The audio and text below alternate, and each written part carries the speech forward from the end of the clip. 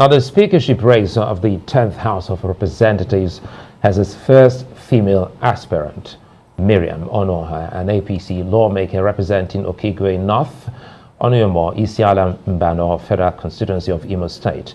Onuoha, who formally declared her intention to run for the position on Wednesday, says she is in the race to unite the country and serve as a catalyst to bridge the gap between the youth and the old. The lawmaker, who is returning to the House after her first term, is urging all her male colleagues in the race to step down for her, as it's time for women to take the lead. I am in this race to be Speaker of the 10th House of Representatives to bring fresh ideas and pragmatic solutions to the harrowing current challenges of our national cohesion, to profile a new legislative agenda for addressing the current debilitating issues to our dwindling economy, mass poverty, promoting bills that support massive industrialization of the economy to create jobs, inclusivity, and unity of the Nigerian state.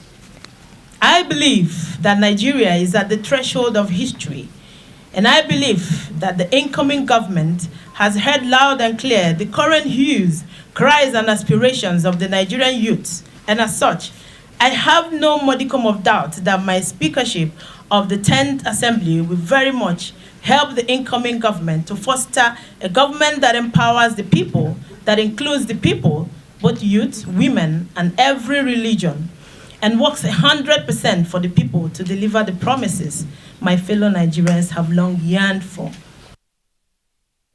All right, let's bring in Miriam Onuoha, whom you just saw there moments ago. Good to see you on Newsnight. Thank you very much. And it's good to know that a woman is throwing in her hat, you know, in the race for the speakership of the 10th Assembly. Let me start by that interesting demand of yours that all the men should step down for you. It's not going to be that easy, will it? Why are you saying they should step down? Do you think it will be a walk in the park?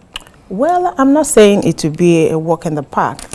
Politics is about negotiation. Mm-hmm. It's about lobbying.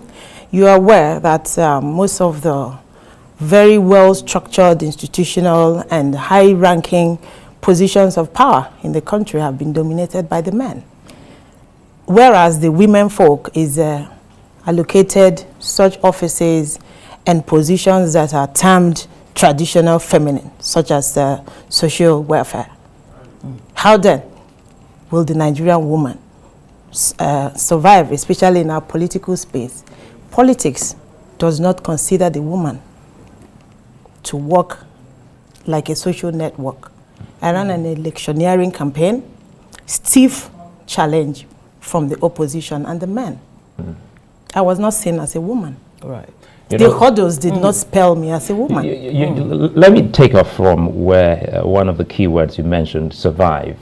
And I'm happy you used that, because the last and the first time we saw a woman who emerged as speaker was in 2007, Patricia Attain, and she stayed for just 4 months. Which means she didn't survive the so-called banana peel. So has anything changed? Right. Well, each time people refer me to the Patricia Attain regime scenario, yeah, I always play back this scenario. The problem we have with the polity and the political space is that there is too much judgment, there's too much discrimination, and we're too judgmental on the female gender. That we tried a woman at the time when we were still grappling with the issues of acceptability of the female gender in national politics. And there were intrigues of conspiracies against her at the time. History and the records are there. That it was just about some sort of misunderstanding within the house, which we have all learned to deal with right now. I have come prepared with a cure for such incidents, and it will not occur. And that's why I'm asking if anything has changed since then.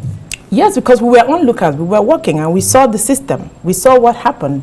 We saw that it was just a deliberate attempt, to an extent, to undermine her position as speaker, just because she's a woman. Yeah. But I have come with fresh ideas.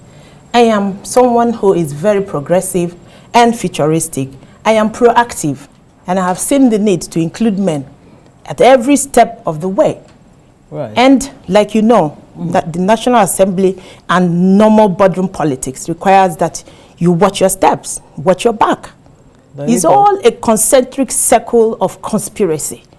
And if you're able to decipher who is with you and who is not with you, and build a coalition or network of trust, people whom you can use to work with different blocks and achieve your projection for the people, then you are safer. And then, you know, the Nigerian men thing. It's good to let it in the open. Like I will say anywhere I go, I'm not competing. Say nice things about them so they don't hold it against you now. That's what I'm saying. Okay, so I am not kicking the butt. Right. I am just appealing. Fantastic. Great. Okay, so what, I mean, on your watch, what will the 10th House of Reps look like? What exactly is your agenda? What are you bringing to the table if you do become, you know, the 10th Speaker of the House? Well, I thank you for this very question.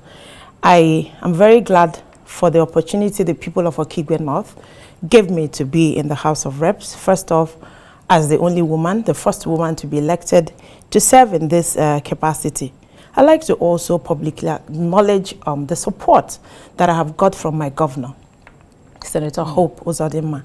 Each time we talk about poor participation of women in politics, we must learn to build alliances with the critical stakeholders that will own the sponsorship and participation of women in politics, such as governors, political parties, and other stakeholders like, you know, he played a very key role in ensuring that I got the ticket even when the men came like hawks to drive me. So having come here, I saw that there was a need to study the gaps.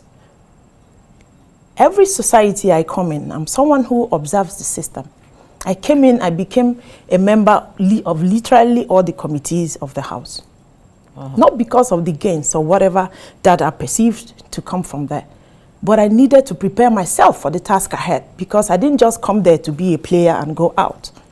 I needed to have a firm understanding of the workings of all the committees, the political and the administration of the House. So now I garnered such knowledge and experiences, and then I saw gaps, and I've developed what I call my all-cure, all-in-one pack, my one-cure pill, which I call the 7-point agenda for the Unity Assembly.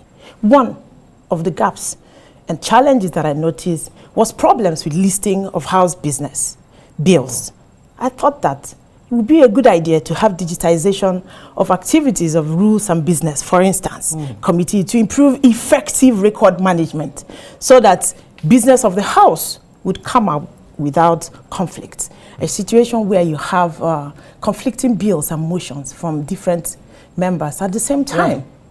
So this most times will create a friction and also impede effective management of this 7-point agenda, very quickly, which would be the most critical one that you want to address? I know item 4 has to do with gender responsive budgeting and all of that. Well, I'll just quickly... What would be the number one? Well, I'll introduce periodic strategic executive legislature dialogue for effective intervention by NAS. Oftentimes they are face-offs. And when you create harmony between the two arms, it doesn't mean you are a rubber stamp. It just underscores the situation that where two elephants are fighting, the grass suffer. I'm not in this business to create or cause commotion. I'm here to get the best interests of the people. The essence of lawmaking is to represent the opinion and the interest of the public, you know, and the Nigerian people. All right. Well, I think it's a fine place for us to leave it, and we do hope that you're also having that conversation with your party members, because we understand it starts from the party before you actually make that. And we wish you the very, very best. Honorable Miriam Onuoha is, of course, she's part of the 10th Assembly, and she's seeking the topmost position. That's the speakership. Thank you very much. We wish you the very best.